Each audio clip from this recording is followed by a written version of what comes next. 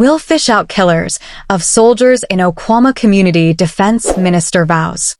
The Minister of Defense, Alhaji Muhammad Badaro Abubakar, has vowed that killers of military officers and soldiers in the Okuama community of Delta State will be fished out and dealt with squarely. The minister also assured that the kidnapped students of Kuriga in Chikuan local government area of Kaduna State will soon be rescued. He stated these in Kaduna yesterday while addressing troops of one division, the Nigerian army, who were on the front line against bandits troubling the northwestern states of the country when he visited to encourage them. 17 officers and soldiers were killed in the Okuama community of Delta State last week. The defense minister told the troops that President Bola Tinubu was aware of their sacrifices and happy with their efforts, and while commending your efforts, he has also asked that you do more to end all forms of insecurity in Nigeria. We have the power, will, strength, and determination, and our morale is high to end insecurity. I know what you have been doing to rescue the school children unhurt. Keep the morale high. The president is behind you 100%. I have been briefed about your efforts to rescue the kidnapped school children. The strategies that I have been briefed about are going very well, and I am sure you will get them. We will free those children and bring them back to their parents. We thank you for your sleepless nights to keep us safe, he said. On the killing of soldiers in Delta State, the minister described the incident as sad, and while sympathizing with the families of the deceased soldiers, he assured that the perpetrators would be fished out and punished accordingly. We will find the killers of our soldiers and deal with them. You don't kill our men and go scot-free. We will deal with them squarely, he said. Let's look into what happened last week. As you are watching, try to subscribe, like, comment, and share it to orders around you. Hello and welcome to News Round, a recap of stories amid headline during the week. Coming up, Nigerian Army vows to fish out killers of soldiers in the Okuama community of Delta State, says troops won't leave creek until culprits are caught. And 2 students of Nasarawa State University die and 23 hospitalized in a stampede ahead of distribution of palliatives. And members of the Nigeria Labour Congress pick at the headquarters of the Nigeria Labour Congress in Abuja and demand the immediate resignation of Julius Abure as LP National Chairman. Mr. Abure dismisses action as rascality.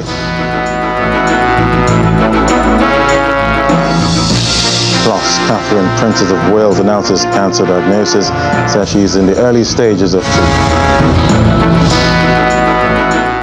Well, let's kick off now with the Nigerian Army vowing not to rest until those behind the killing of 17 soldiers in the Okuama community, Delta State, are fished out.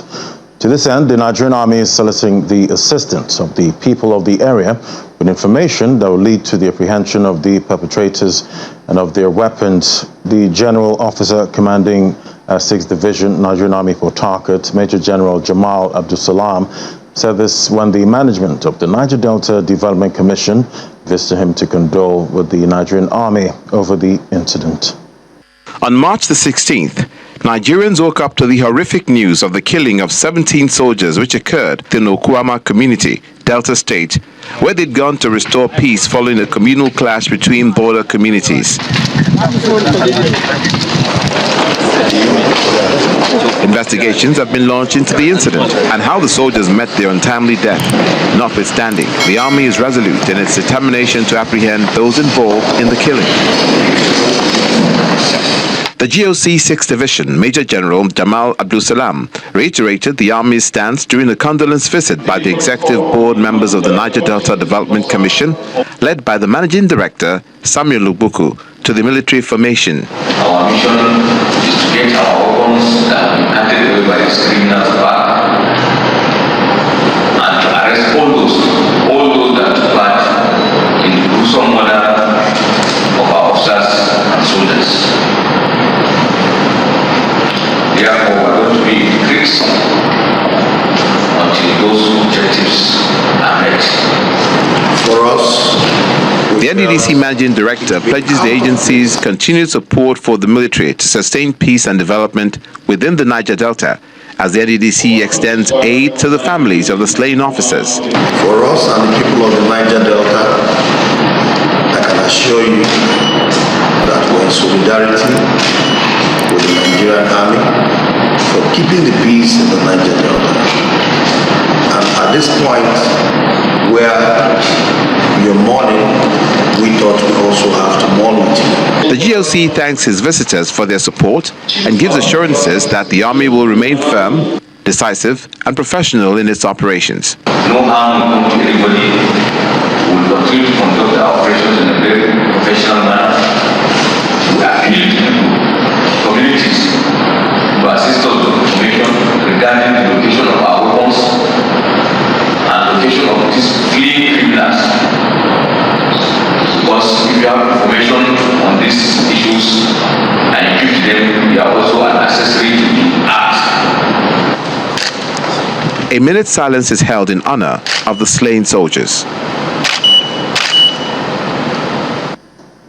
And staying with the killing of the soldiers, the National Assembly is asking the executive to ensure that those responsible are identified, apprehended, and brought to face the full consequences of their actions through a fair and transparent legal process. The federal lawmakers also want the federal government to immediately compensate the families of the slain soldiers. Motions on the issue were discussed separately in the Senate and the House of Representatives at the Tuesday plenary session.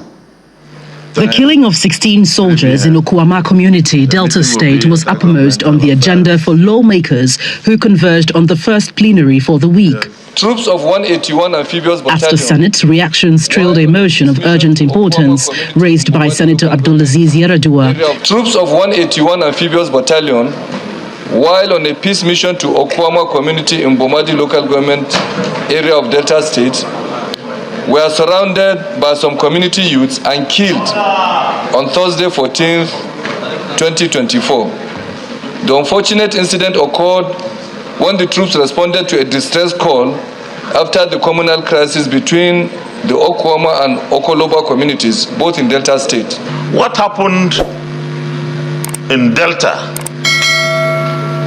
was not an accident. It was a designed and well orchestrated. Those who did that deserve to be condemned. We direct an inquiry, direct the appropriate committees to go into this matter and then give us a full report. Let's know what really happened. This is a very sensitive issue, Mr. President. It is very sensitive, and we must handle it in a manner that it will not escalate. After an exhaustive debate, the resolutions are adopted. I urge the federal government to ensure that those responsible for this heinous crime are identified, apprehended, and brought to face the full wrath of the law through a fair and transparent legal process. Those in support of prayer to say aye, those against say nay. The ayes have it. It's a very sad development. I think the Senate awaits the outcome of the investigations. So I urge the committees on defense, committee on army, committee on navy, and the committee on air force combined to liaise with the military to find out, to obtain for first hand for us the outcome of the investigation. The President of the Senate believes those culpable for the barbaric killings could be from external forces and should be declared terrorists. We agreed here that we should await the outcome of the investigation by the joint teams of the military, particularly the defense headquarters, on the killing of the soldiers in Okuama. And I said that that at the end of the investigation, that they may even be mercenaries. There may be people that were sponsored who may not even be from Niger Delta, and they could also be from Niger Delta. But whoever they are, the act is not only barbaric, it is horrific and a crime against humanity, and all those involved must be brought to book. A minute of silence is observed, which is replicated in the House of Representatives. There are more concerns and warnings at the House as lawmakers warn of the risk of a demoralized military. The House is worried that unless this act is checked and stopped, acts like this by the very people the Nigerian armed forces are meant to protect have a potential of demoralizing the military and affecting the war on insecurity and insurgency, which has so far recorded some huge successes. Backing the upper chamber, the lawmakers passed a bill for an act to amend the 2023 Supplementary Appropriation Act to extend the implementation year from 31st March 2024 to 30th of June 2024. Given the exigency of the bill, the lawmakers dissolve into a closed-door session, after which the bill skills third reading. From the National Assembly, Gloria Umezuke, Channels Television News. And now to River State, where the political face-off between the governor and the State House of Assembly continues to take different forms. The lawmakers have for the second time overridden Governor Sim Fubara's assent and enacted the River State House of Assembly Service Commission Amendment Law. During Friday's sitting, the Assembly members observed that more than the constitutionally required 30 days had elapsed since they sent the notice of the amendment for the governor for his assent. It's all smiles at the River State House of Assembly in Port Harcourt as members exchange pleasantries. They're here for an unscheduled sitting. Soon the speaker walks in and the business of the day begins. The majority leader, Honorable Major Jack, informs the House that an amendment to the River State House of Assembly Service Commission Law of 1999, which was passed into law and sent to the governor on February the 19th, was yet to be attended to. Where a bill is presented to the governor for assent, he shall within 30 days thereof signify that he assents or that he withholds assent.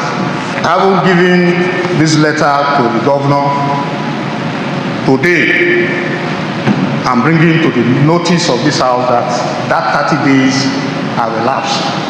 This petition is committed to the House Committee. The Speaker promptly calls for a debate, and some members of the House argue that Section 100 of the Constitution empowers them to override the governor if need be. I urge my colleagues, because the way all of us are here this morning, we are saying the same thing. And I strongly believe that we'll move to the next level. So I want to move that we close debate and move to the next level. I so move, Mr. Speaker. At the end of debate and voting, the Speaker brings down the gavel, overriding the governor and enacting the River State House of Assembly Service Commission Amendment Law. A bill to repeal the River State House of Assembly Service Commission Amendment Law number 3 of 2006 to further amend the River State House of Assembly Service Commission Law number 4 of 1999 and for other matters connected thereto is hereby passed, and the assent of the governor no longer required for it to be law in River State.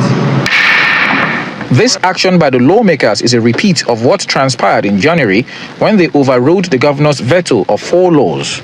With these new amendments, the House of Assembly now assumes the powers to appoint chairman and members of the Assembly Service Commission. The new amendment further places the clerk on par with the head of service and the deputy clerk and secretary of the Assembly Service Commission at par with permanent secretaries in the state civil service. Charles Oporum, Channels Television News. And to other matters now, the 2 students of the Nasarawa State University Kefi have died and 23 others hospitalized during a stampede ahead of distribution of some palliatives in the institution.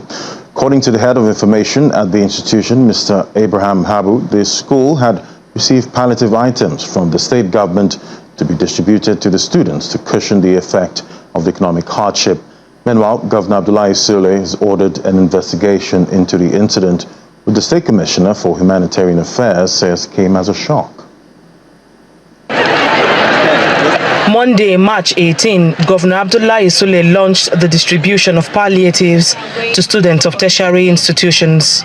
We are going to go around the state and ensure that every tertiary institution, we are able to give you food items to support you.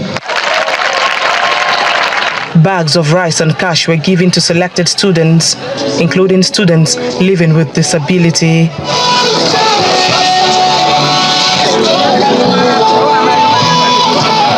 Over 10,000 students from the 6 tertiary institutions across the state received their palliatives without hitches recorded. Great Nigerian students! However, the exercise in Nasarawa State University, Kefi, did not go as planned, as students broke the gate of the convocation arena, the slated venue of the distribution.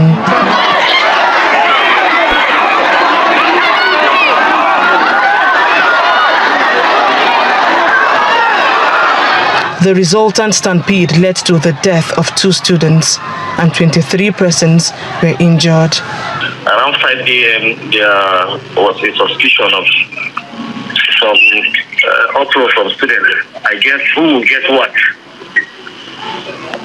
Our security officer mobilized the Nigerian military to give assistance. But the number of students was overwhelming, over 2,000 of them.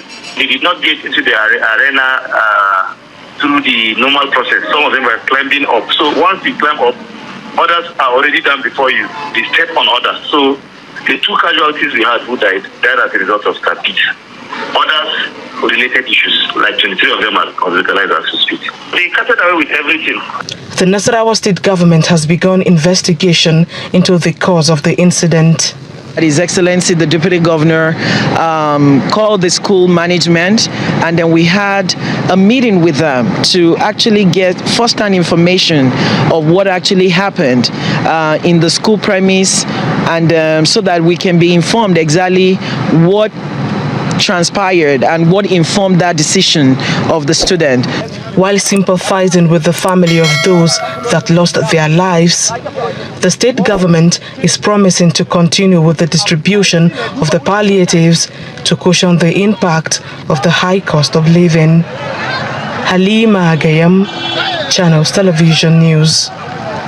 And when Nigerian returns, Princess of Wales diagnosed with cancer and undergoing chemotherapy. Details soon. Stay with us. Welcome back. Thank you for staying with us. Well, the crisis rocking the Labour Party appears to have taken a new twist, with the members of the Nigerian Labour Congress demanding the resignation of the national chairman of the party, Mr. Julius Abure.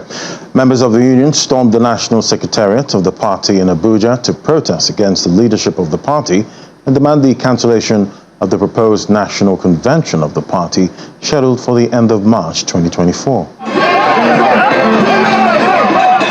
Members of the Nigerian Labour Congress gear up for another dispute. From the Labour House, the workers drive in a convoy to the National Secretariat of the Labour Party. They are not here to show any solidarity. Rather, they have a bone to chew with the party leadership. The premises is under lock and key. However, the undeterred workers force their way into the premises. There have been court judgments declaring that this Labour Party belongs to NLC.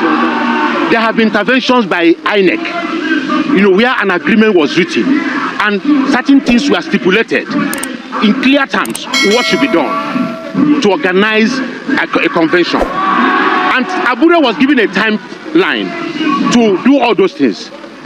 As we speak, Abure has refused to inaugurate what we call the BOT of Labour Party, which was part of an agreement initiated by INEC following a court judgment. Now, there's been let me tell you, the Political Commission has invited Abure within the past 3 weeks, twice, and he found excuses not to come. Beyond the contentious issue of a national convention, the protesters demand the resignation of Mr. Julius Abure as the national chairman of the Labour Party. We are asking Abure to go. We are fed up with him. We want to know who are the people backing him. You can see, we came here, police came. What is their business? Are we thugs? We are wearing insignia of labor, organized labor. And then you now came, you stood at the gate, you are protecting him. So these are the issues. The Labour Union is also calling for the formation of a caretaker transition committee to organize an all-inclusive national convention for the party.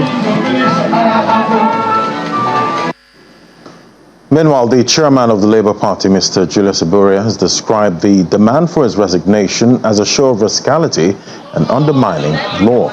At a media briefing of the National Executive Council, the party in Asaba, the Delta State capital, Mr. Abure berated the actions of the NLC, maintaining that it is politically motivated, coming ahead of the party's national convention. What we saw in Labour Party was a show of rascality, an abuse of office, an abuse of the law of the land. The Nigerian Labour Congress is a subject of law. Nigerian Labour Congress under the leadership of Joe Ajero is not above the law. And the law precludes Joe Ajero and the leadership of the NLC to do what they did today to the office of the Labour Party, where they besieged the office, broke the office, destroyed the faces of the office, destroyed the gate of the office, unlawfully took possession of the secretariat, and destroyed properties worth billions of naira and properties of the party stolen away, including monies made for salaries and several other things were stolen from the office. And I think that this is unfortunate, this is unrealistic, this is becoming unbecoming of the Nigerian Labour Congress. The laws are very clear that you cannot picket an organization that do not have your workers. We are not the employers of Nigerian Labour Congress, and therefore they have no legitimacy to have come to picket our office. Their staff is not in our office.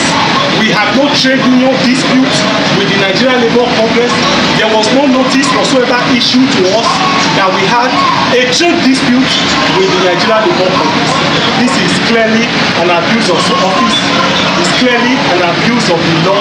I must also say clearly that over the past few years, the Nigerian Labour Congress have been claiming to be the owners of the Labour Party. I must state clearly that the NLC, I repeat, the NLC is not the owner of the Labour Party.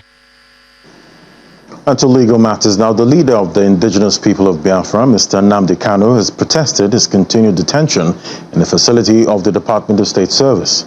He's also alleging that the charges brought against him by the federal government are politically motivated, saying that peace will be restored in the southeast in 2 minutes if he is released from the DSS custody. Mr. Kalu's outburst followed the denial of his bail application by Justice Binta Yaka.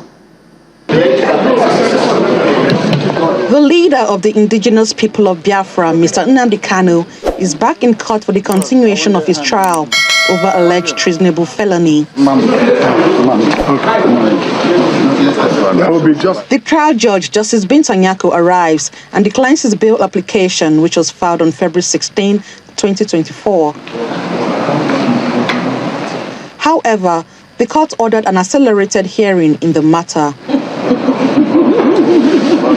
Counsel to Kanu, Mr. Aloy Ejimako, subsequently requested that his clients be transferred to Kuje Correctional Center, another facility of the Department of State Services. Mr. Nnamdi Kanu also requested to address the court, a request that was granted. He tells the court that it is unfair that his lawyers are treated poorly by the DSS. He adds that he's suffering from cognitive heart disease as he removed his clothes to show the court the evidence of his ill health. He alleges that the DSS are patching him up so he doesn't die in their custody, pleading with the court to send him to Kuje Correctional Center, or in the alternative, he should be placed under house arrest. However, Justice Nyako turns down his request, stating that suspects have escaped from Kuje Correctional Center. Immediately proceedings ended, Mr. Kanu speak on some of the issues. We are here to fight for our people, for freedom, for justice, equity and fairness. That's what we're fighting for. Nothing more, nothing less. And we cannot be cowed by anybody. We are without fear before our enemies. And we speak the truth always. I want all the journalists here arrayed to go and ask government of Nigeria, what happened to treasonable felony? Where are those charges today? On 2015. They have just disappeared because they have no evidence against me. His counsel also speak on the denial of his bail. So we are not stalling. It is the federal government that is stalling. We can take notes. So what is the essence of it? We cannot prepare him adequately. We cannot talk with him. We whisper. We put our lips to his ear. We talk sotto voce, and so on and so forth. So this is the essence. This is what happened in court today, where justice was turned upside down when our 2 applications that go to fair hearing were refused. But we are going to bounce back. I'm calling on President Bola Tinubu not to allow the moment to pass him by.